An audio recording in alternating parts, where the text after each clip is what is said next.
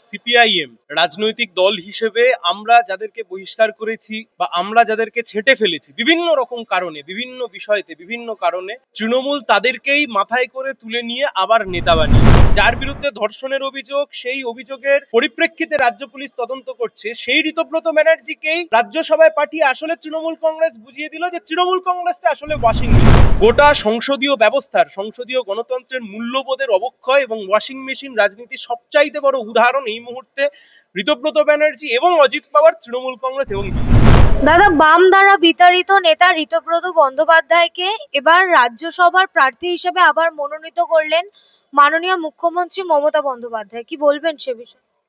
দেখুন, দুটো কথা। একটা বিষয় খুব পরিষ্কার, সিপিআইএম রাজনৈতিক দল হিসেবে আমরা যাদেরকে বহিষ্কার করেছি বা আমরা যাদেরকে ছেঁটে ফেলেছি বিভিন্ন রকম কারণে, বিভিন্ন বিষয়তে, বিভিন্ন কারণে, তৃণমূল তাদেরকেই মাথায় করে তুলে নিয়ে আবার নেতা বানিয়েছে।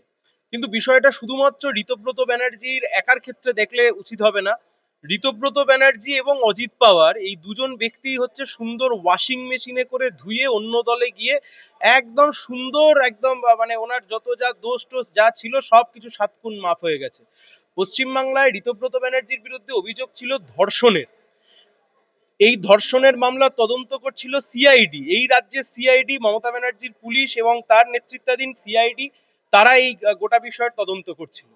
অন্যদিকে অজিত পাওয়ার, মহারাষ্ট্রে অজিত পাওয়ারের বিরুদ্ধে এই বিজেপি একটা সময়তে হাজার হাজার কোটি টাকা দুর্নীতির তথ্য সামনে এনেছে। ঘটনাচক্রে এই ঋতব্রত ব্যানার্জি যখন তৃণমূল কংগ্রেসে চলে গেলেন, যার বিরুদ্ধে ধর্ষণের অভিযোগ, সেই অভিযোগের পরিপ্রেক্ষিতে রাজ্য পুলিশ তদন্ত করছে, সেই ঋতব্রত ব্যানার্জিকেই রাজ্যসভায় পাঠিয়ে আসলে তৃণমূল কংগ্রেস বুঝিয়ে দিল যে তৃণমূল কংগ্রেসটা আসলে ওয়াশিং মেশিন। তার বিরুদ্ধে ধর্ষণের অভিযোগ থাকুক আর যাই অভিযোগ থাকুক, তুমি যদি তৃণমূল কংগ্রেসে যোগদান করো তাহলে ওয়াশিং মেশিনের মাধ্যমে তুমি ধুয়ে যাবে, তোমাকে আমি রাজ্যসভায় পাঠাবো। অজিত পাওয়ারের ক্ষেত্রেও তাই। মহারাষ্ট্রের বুকে যে অজিত পাওয়ারের বিরুদ্ধে বিজেপি একসময় সবচাইতে বড় দুর্নীতিবাজ বলতো, সেই অজিত পাওয়ার যখন দল বদল করে গিয়ে বিজেপিতে যোগদান করলো, তার 7 খুন মাফ হয়ে গেল, তিনি বিজেপির উপমুখ্যমন্ত্রী হয়ে গেলেন এবং তিনি তার বাজেয়াপ্ত হওয়া হাজার কোটি টাকা সম্পত্তি ফেরত পেলেন। গোটা সংসদীয় ব্যবস্থার, সংসদীয় গণতন্ত্রের মূল্যবোধের অবক্ষয় এবং ওয়াশিং মেশিন রাজনীতির সবচাইতে বড় উদাহরণ এই মুহূর্তে ঋতব্রত ব্যানার্জি এবং অজিত পাওয়ার তৃণমূল কংগ্রেস এবং বিজেপি। দাদা, বাম আমলের পর তৃণমূল জামানাত রাজ্যসভার সংসদ, তিনি বলেছেন পারফরমেন্স কথা বলে। এই বিষয়ে আপনি কি বলবেন তাহলে? দেখুন, সিপিআইএম খুব কম বয়সে, মানে ঋতব্রত ব্যানার্জি সেই সময়তে এসএফআই জেনারেল সেক্রেটারি ছিলেন। আমরা যখন এসএফআই এর দক্ষিণ চব্বিশ পরগনার জেলা কমিটির সদস্য বা ছাত্র আন্দোলনের কর্মী, এক কথায় বলতে গেলে, সিপিআইএম সুযোগ দিয়েছিল এবং সেই সুযোগ পেয়ে তিনি রাজ্যসভায় গেছিলেন। সচরাচর এত কম বয়সী কাউকে আমরা রাজ্যসভায় পাঠাই না, একটু এজেড কাউকে বা একটু এক্সপিরিয়েন্স কাউকে, অভিজ্ঞতা সম্পন্ন মানুষকে আমরা পাঠাই। কিন্তু তার পরবর্তী সময়তে তার যা যা দোষ ত্রুটি সামনে এসছে, সেগুলোর ভিত্তিতেই সিপিআইএম সিদ্ধান্ত গ্রহণ করেছিল। কিন্তু কথা হচ্ছে একটাই, খুব পরিষ্কার, যে মমতা ব্যানার্জি এবং অমিত মিত্র এই ঋতব্রত ব্যানার্জির হাতে একসময় ডান্ডা খেলেন, তাকেই আবার ঘুরপথে গিয়ে আবার রাজ্যসভায় পাঠালেন। এর চাইতে বড় জঘন্য রাজনীতির দৃষ্টান্ত আর বোধহয় কিছু হতে পারে না। দাদা, একদিকে যেমন আরজিকর কাণ্ডের প্রতিবাদে তৃণমূল সাংসদ যিনি ছিলেন জহর সরকার, তিনি সেই পদ থেকে ইস্তফা দিয়েছিলেন, সেই জায়গায় দাঁড়িয়ে বুদ্ধদেব ভট্টাচার্য ব্লু আইবল ছিলেন ঋতব্রত ব্যানার্জি, তিনি তৃণমূলে যোগ দিলেন কেন? সিপিআইএম থেকে তাকে বহিষ্কার করা হয়েছিল দু তিনটি কারণে। তার বিরুদ্ধে ধর্ষণের অভিযোগ, আরো দু তিনটি যে অভিযোগ ছিল, তারপর তাকে বহিষ্কার করা হয়। রাজ্য পুলিশ তা নিয়ে তদন্ত করছিল, সিআইডি তা নিয়ে তদন্ত করছিল। পরবর্তীকালে বালুরঘাটে এই তৃণমূল কংগ্রেস মিছিল বার করেছিল, বাংলার রাম রহিম ঋতব্রত ব্যানার্জিকে অবিলম্বে গ্রেপ্তার করতে হবে। আজকে মমতা ব্যানার্জিকে প্রশ্ন করুন, যে মমতা ব্যানার্জি জয়নগরের ঘটনায় ৬২ দিনের মাথায় ধর্ষণে অভিযুক্ত একজনকে ফাঁসির কাটে ঝুলিয়ে যিনি সমস্ত ক্রেডিট নিতে চাইছেন, সেই একই মমতা ব্যানার্জি ধর্ষণে অভিযুক্ত একজনকে রাজ্যসভায় পাঠাচ্ছেন কিভাবে? এই প্রশ্নের উত্তর তৃণমূল কংগ্রেসকে দিতে হবে। মমতা ব্যানার্জির ভূমিকা নিয়ে তো তাদের প্রশ্ন উঠছে। অবশ্যই তৃণমূল কংগ্রেসের ভূমিকা নিয়ে প্রশ্ন উঠছে, মমতা ব্যানার্জির ভূমিকা নিয়ে প্রশ্ন উঠছে।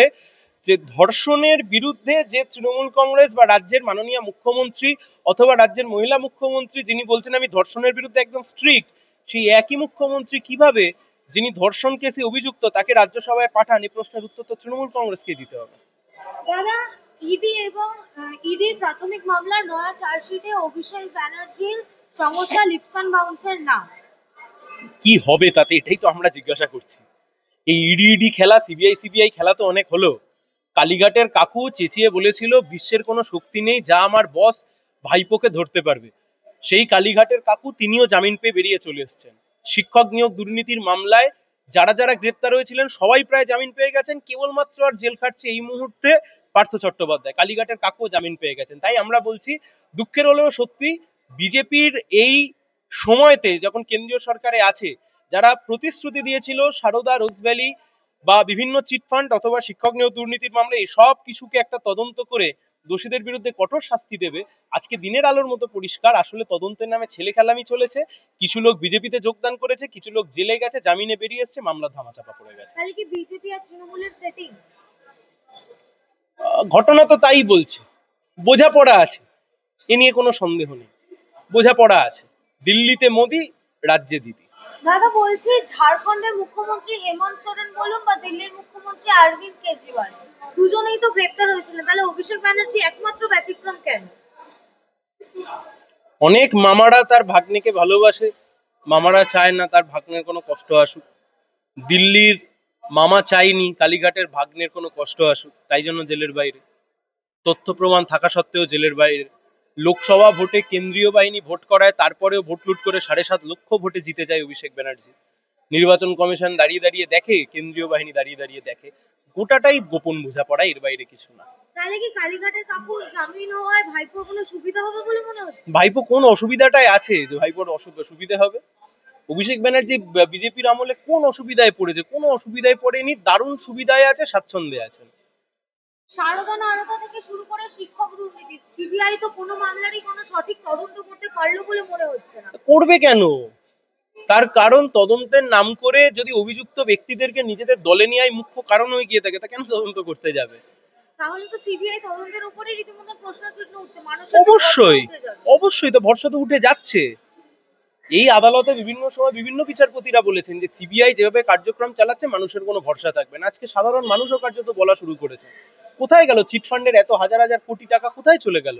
উত্তর দিতে হবে তো। শিক্ষক নিয়োগ দুর্নীতির মামলায় কিছু লোক গ্রেপ্তার হলেন, এখান থেকে একজন বিচারপতি দাঁড়িয়ে দাঁড়িয়ে অনেক কিছু বললেন, বলে তিনি পরে সাংসদ হয়ে গেলেন। যারা গ্রেপ্তার হলেন তারা জামিনে বেরিয়ে এলো, যাদের সাথে দুর্নীতিটা করা হয়েছিল তারা রাস্তাতেই পড়ে রইলো। এই প্রশ্নের উত্তর দিতে হবে না মোদিকেও, মোদিজি সরকারকেও দিতে হবে, মমতা ব্যানার্জি সরকারকেও দিতে হবে।